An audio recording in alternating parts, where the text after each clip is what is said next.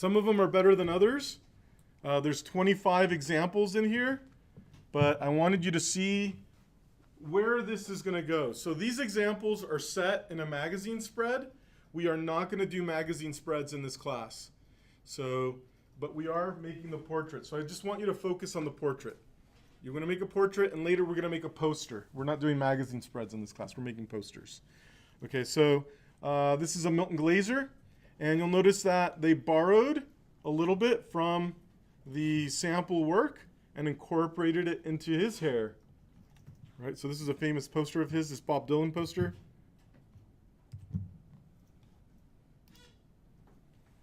This is a book designer named Irma Boom. And this person tried illustrating her with these sort of diagonal lines.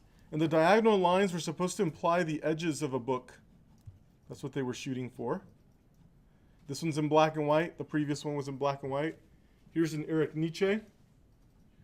And Nietzsche's known for these geometric shapes.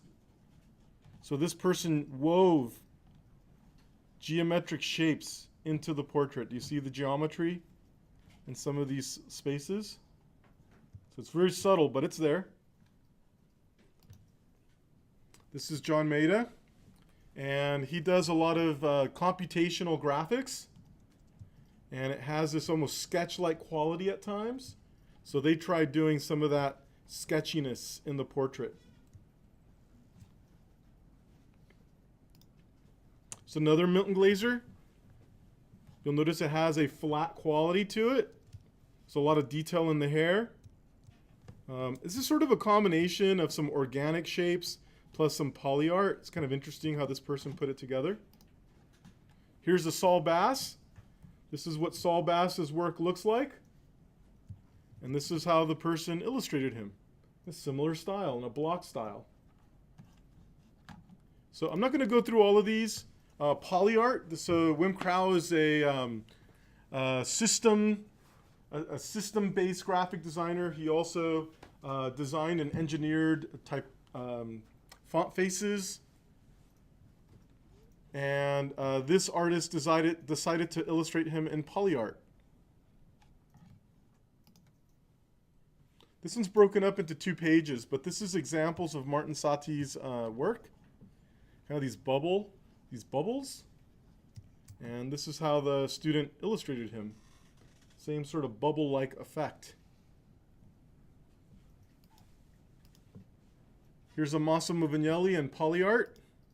Here's another Massimo Vignelli, more in a not poly art, but more of a loose graphical quality. All right, and then here we have a Massimo with a really high level of detail. Extreme high level of detail. This one's kind of interesting because they left the hair white to blend into the background. And you'll notice that it almost looks like this is a collar on a jacket. And it cuts into the space to create that background for the other side of the page or the spread.